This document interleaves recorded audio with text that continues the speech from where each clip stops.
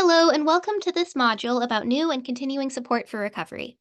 This module was created by Shelby K. Wren and Dr. Amy R. Krentzman for the Center for Advanced Studies in Child Welfare. This video module was supported by federal Title IV-E funds via grant number GK302 from the Minnesota Department of Human Services, Children and Family Services Division.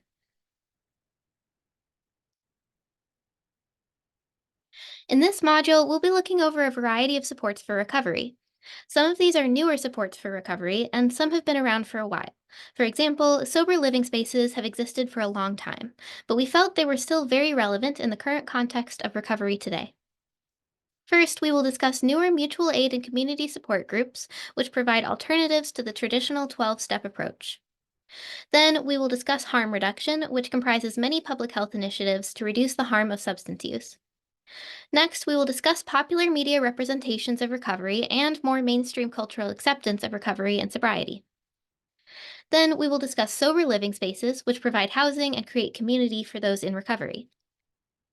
Then, we will go over some recovery community organizations, which are local organizations that have begun emerging relatively recently that support recovery through advocacy and helping connect people to resources. Finally, we will discuss some new conceptualizations of recovery and sobriety that have been addressed in the news media recently. A note here is that when we talk about recovery, we are mainly referring to recovery from substance use disorders, although some of these supports also apply to recovery from other forms of addiction, like gambling addiction. So, our first section is on new mutual aid and community support groups. First, what are mutual aid groups? Mutual aid groups are groups of people in recovery who provide support for one another. They typically meet regularly and provide emotional support for those going through challenges with their recovery, create social support by forming social connections in and outside of meetings, and sharing information that may be helpful for supporting their recovery. They tend to be based on some kind of structured recovery program, so rather than just providing informal support to one another, they follow some kind of prescribed process. The 12-step program is one of the first structured models for recovery that formed the basis for some of the earliest mutual aid groups. These groups included Alcoholics Anonymous, formed in 1935, and Narcotics Anonymous, formed in 1953. Now, one of the core aspects of the 12-step process was a belief in a higher power that was needed to help an individual recover. This did not necessarily have to be a religious belief, as the higher power was of the individual's choosing and understanding. So, an individual's higher power might be a loved one or the best version of themselves, which they are working toward becoming.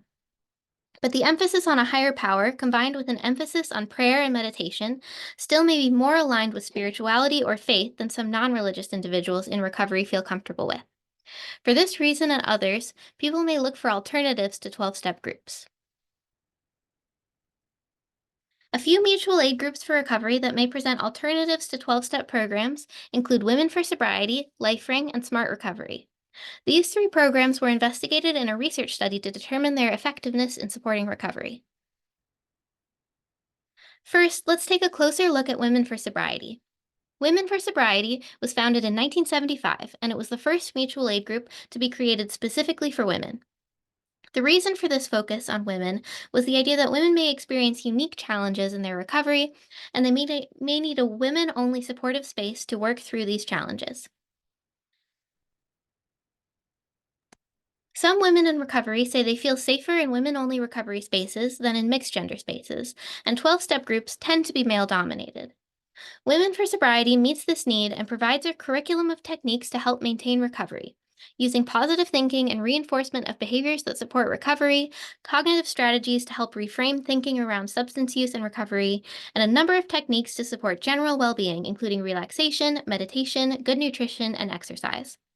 Dynamic group involvement is also encouraged to foster a sense of community among women in recovery. The Women for Sobriety program is based on 13 acceptance statements, which are intended to help women cognitively reframe some of the negative thinking that often accompanies substance use. Examples of these statements include: I have a life threatening problem that once had me. I now take charge of my life and my well being. I accept the responsibility. I am what I think. I am a capable, competent, caring, compassionate woman. All love given returns. I am learning to know that I am loved. Women for Sobriety has a presence in Minnesota. There are several Women for Sobriety meetings in the Twin Cities area, and meetings are also available online. Some of the Women for Sobriety meetings are explicitly designated as LGBTQIA2S inclusive, so sexual minority women and trans women can also feel safe in these spaces. For more information about Women for Sobriety, you can visit their website. The next group we'll take a closer look at is LifeRing. This program was founded in the 1990s, and it formed out of an organization called the Secular Organization for Sobriety, or SOS. This program was based on empirically supported therapeutic strategies known as cognitive behavioral therapy and dialectical behavioral therapy. The meetings for LifeRing are peer led, so they are facilitated by individuals who are themselves in recovery. The LifeRing program is based on what they call a 3S philosophy. The three S's are sobriety, secularity, and self help. This program differs from the 12-step approach, mainly in that while the 12-step approach involves accepting that you are powerless against your problem and need to turn to a higher power for help, LifeRing's philosophy is that you as an individual do have the power to stop your substance use. However, LifeRing is not only for non religious people in recovery, they accept people of all or no religious beliefs or membership. The only requirement is that individuals commit to abstinence from substance use. They also encourage the use of other processes or programs along with LifeRing, as LifeRing does not follow a specific curriculum or step by step process. As of this recording, there are no in person LifeRing meetings in Minnesota, but there are many online meetings available. And for more information about LifeRing, you can find their website here. Finally, let's take a closer look at Smart Recovery. This mutual aid group was also founded in the 1990s, 1994 to be specific. This group was originally called Rational Recovery, and similar to LifeRing, is based on empirically supported therapy approaches, including cognitive behavioral therapy, rational emotive behavioral therapy, and motivational enhancement therapy. However, unlike LifeRing, rather than being peer led, meetings are led by trained facilitators who may or may not be in recovery themselves. Smart Recovery has a variety of online tools available, including a mobile phone app with various techniques and resources for recovery, and a toolkit with information sheets and worksheets based on the aforementioned evidence based approaches. Smart Recovery mutual aid groups do meet in Minnesota, both in the metro area as well as Duluth and Moorhead, and meetings are also available online. Smart Recovery also provides training for those who would like to become facilitators and start their own meetings. And for more information about Smart Recovery, you can visit their website here. So, were these groups effective at helping people maintain their recovery? The Zemore and colleagues study from 2017 found that yes, all these groups were equally effective for those who had the goal of maintaining abstinence. So, now it's time for you to pause and think about these resources with respect to your own clients. What might be some obstacles or barriers to connecting clients with these resources? One challenge might be that providers are not aware of all mutual aid groups that might be good options for their client, and or may not be sure which group to recommend. One possible solution for this is that providers can research mutual aid groups by visiting their websites and looking for studies on the relative effectiveness of different groups. This way, you can provide a more informed referral for your clients. What other obstacles might your clients encounter to accessing these resources? How might you help them find solutions to those obstacles? Feel free to pause the video and discuss with a colleague or jot down your thoughts.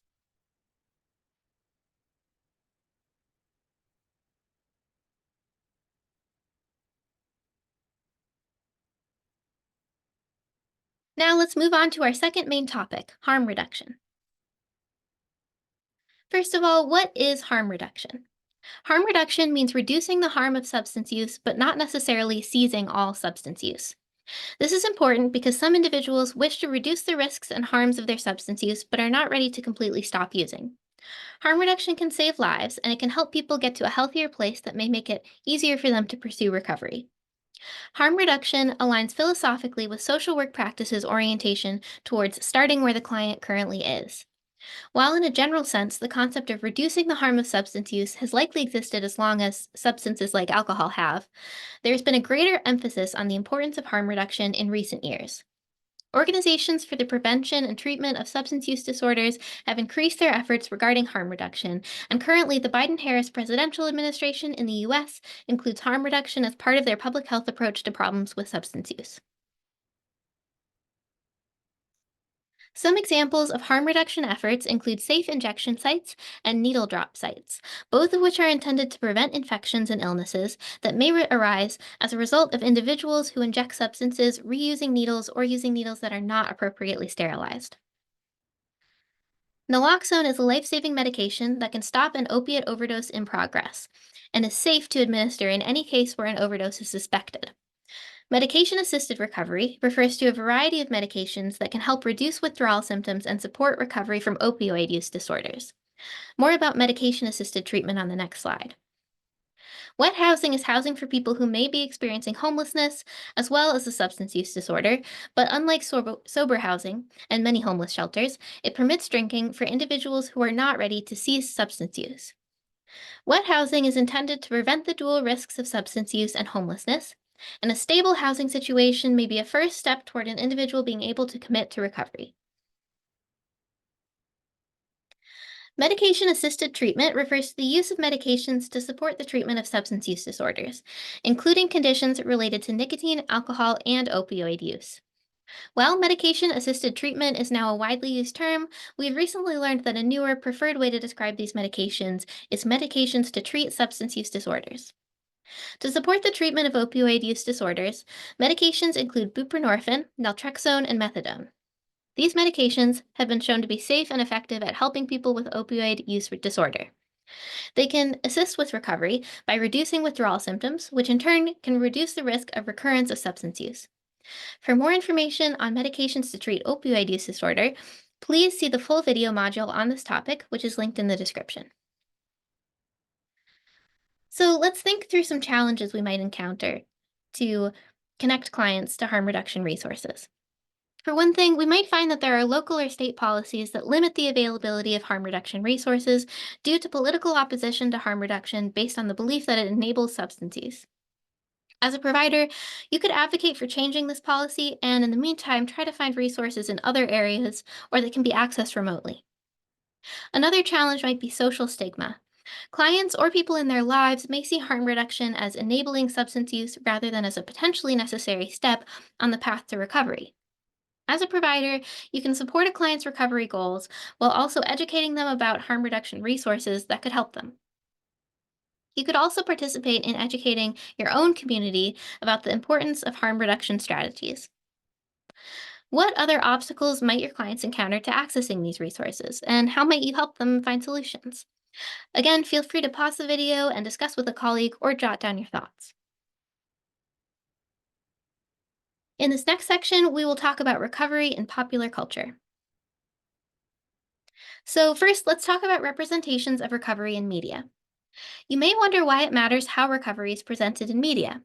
Some research has shown a connection between how substance use is represented in media with real life substance use, especially among adolescents. So, it follows that positive and realistic descriptions of recovery in media could have a more positive impact. Some examples of the way that recovery is depicted in television and film over the past decade or so include the movie Flight, which is a fictionalized account of the real life phenomenon of substance use among pilots, and two films that were released in 2018 that depict the relationship between a parent and a child who is dealing with substance use. And some television shows that depict recovery include Nurse Jackie, whose story features addiction, recovery, and relapse, as well as Criminal Minds, where a central character develops an opiate use disorder but is able to recover and maintain his recovery for the remainder of his story.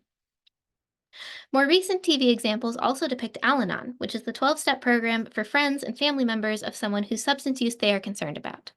These include The Bear, where the protagonist attends an Al Anon meeting due to concern about his brother, and Florida Man, which depicts both Al Anon and Gamblers Anonymous, a 12-step group for those with gambling addictions. Popular music is another place where we find depictions and discussion of recovery. Some musical artists are open about their challenges with mental health and substance use. One such popular artist is Florence Welch of the band Florence and the Machine. She is 10 years sober this year, and she discussed her recovery in an interview with Vogue. She talked about getting sober shortly after her 27th birthday, and says, "It is an act of rebellion to remain present, to go against society's desire for you to numb yourself, to look away. We must not look away." Her album Highest Hope, released in 2018, contains several songs focused on the themes of recovery from both substance use and an eating disorder, including the songs Hunger and No Choir. Kendrick Lamar is another artist who is open about his sobriety. For example, in an interview on the Arsenio Hall show, he attributed his sobriety to growing up in a home where substance use was common. And he's expressed the belief that he would not be as successful as he is today if he used substances. He speaks about his sobriety in the song Mother I Sober off of his album Mr. Morale and the Big Steppers.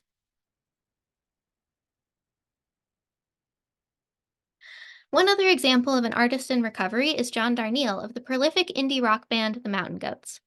In an interview with Spin magazine, Darnielle described how he dealt with opiate use disorder as a young adult and methamphetamine use disorder later on. He stated in the interview that he didn't start making music with the Mountain Goats until he was fully sober, remarking that his active use period was not a creative time for him. The Mountain Goats album We Shall All Be Healed has recurring themes of substance use and recovery. Those three artists are only a few of the many examples of popular music that depicts recovery from substance use. We've prepared a playlist made up of songs about recovery and or by artists in recovery, so please scan this QR code and enjoy.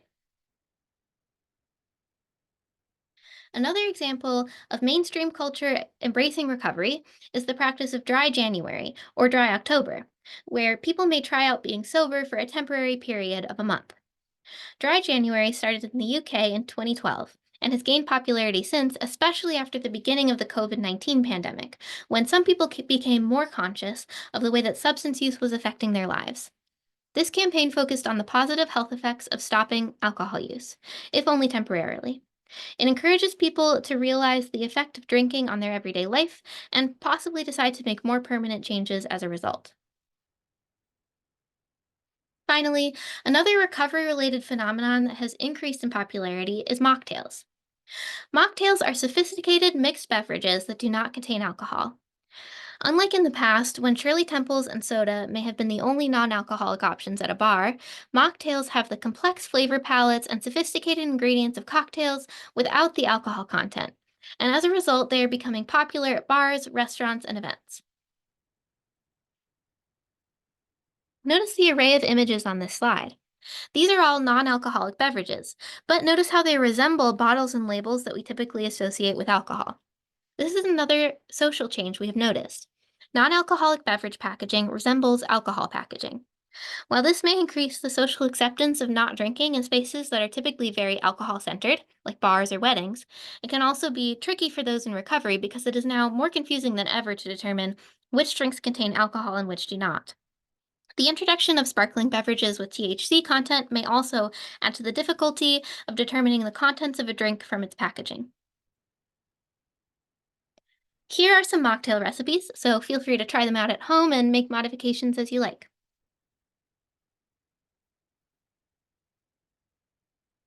And here's another opportunity to pause and reflect before moving on to the next section.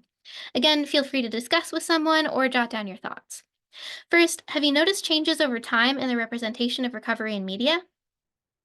If so, what changes have you observed? If not, what are some examples of recovery in popular media from the past or present, and how is it portrayed? What are the benefits of things like mocktails and dry January becoming more socially acceptable? Are there any drawbacks that you can think of? Do you think that these developments are reflective of a wider acceptance of recovery, such as recovery from addictions other than alcohol? Can you think of ways that popular understanding and acceptance of recovery could be advanced further?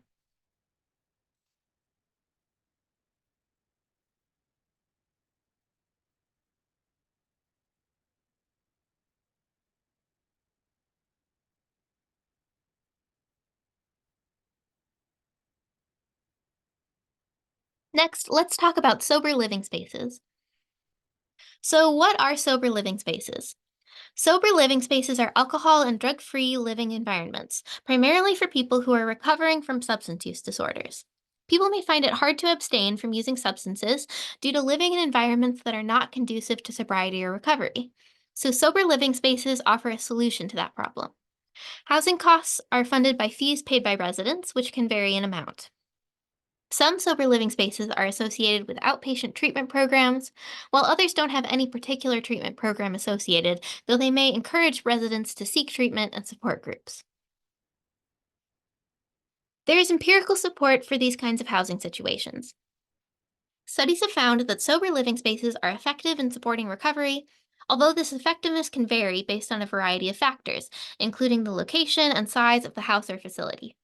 If you'd like a more detailed exploration of the experiences residents have had with sober living, you can look at Davis and Berman's qualitative study, which is an in depth look at a sober living house and focuses on the perspectives of residents. There are sober homes available throughout Minnesota and the United States. One resource that may help you or your clients find sober homes is the Minnesota Association of Sober Homes. And you can find the Minnesota Association of Sober Homes website right there.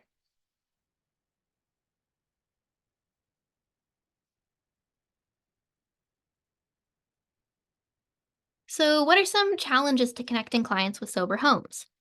One major barrier could be cost. Clients may be unable to afford resident fees. However, fees for sober homes can vary, so you can investigate what is available and try to find spaces that have lower fees. What other obstacles might your clients encounter to accessing these resources? How might you help them find solutions? Feel free to pause the video and discuss with a colleague or jot down your thoughts.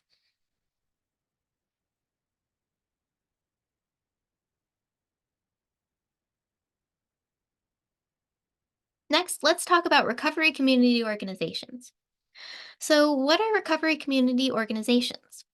Recovery community organizations, or RCOs, are nonprofit organizations that work in local communities with people in recovery, families, allies, and professionals in the field to advocate and provide support for recovery. They tend to be independent of other entities, like treatment programs. RCOs may offer or facilitate peer based support services. RCOs may connect clients to entitlements such as health insurance and refer people to treatment. They also engage in educating the public about recovery and reducing stigma, as well as policy advocacy. RCOs sometimes work as hubs for recovery resources available in the community.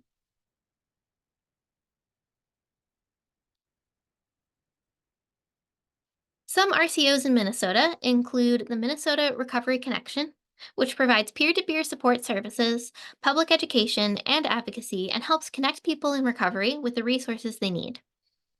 Recovery is Happening is an RCO located in Rochester, which provides peer support and chemical health assessments and partners with recovery housing organizations to provide financial assistance to help people access housing and treatment. The Minnesota Alliance of Recovery Community Organizations is an RCO that supports other RCOs, with the goal of building a statewide network of RCOs to educate the public about recovery and advocate for policy that supports recovery.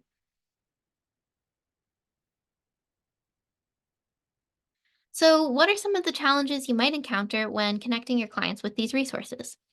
Well, as RCOs are relatively new, it may be difficult to find them in your client's area.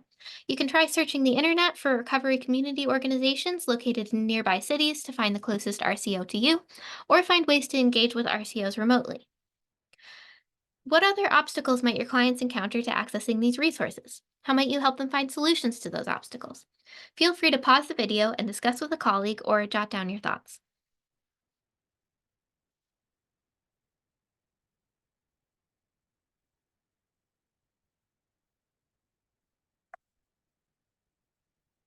Finally, let's talk about ways that some people are now viewing sobriety differently from the past. Recently, the New York Times published an article about how some people are taking different approaches to sobriety and recovery that may not involve complete abstinence. For example, some people who have had problems with substances like alcohol and opiates have said that using cannabis, ketamine, or psychedelic drugs like psilocybin has helped them to stay abstinent from alcohol and or opiates, and that they have seen improvements in their mental health. There's also increasing popularity of the term California sober, which means someone who abstains from alcohol but still uses cannabis. There are risks and benefits to these approaches to recovery. Some people say that the use of cannabis or psychedelics has helped them maintain their recovery, that they find it more sustainable than complete abstinence, and that it has improved their mental health. On the other hand, there are dangers to using these substances, particularly for anyone who may be at risk for psychotic symptoms, anxiety, and paranoia, all of which can be exacerbated by cannabis or psychedelics. Finally, there have been several studies that have shown that total abstinence is positively correlated with successful recovery, whereas approaches to recovery that involve some level of substance use are not as reliably supported.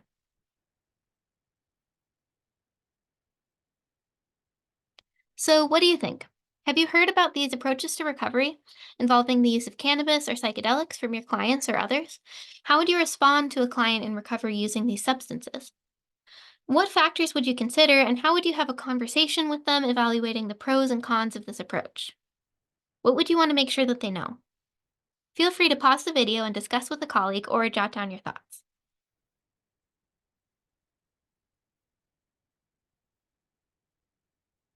And here are the references used in this video. There's also a link to these references in the video description, and you're encouraged to look into them in more detail. So thank you so much for listening.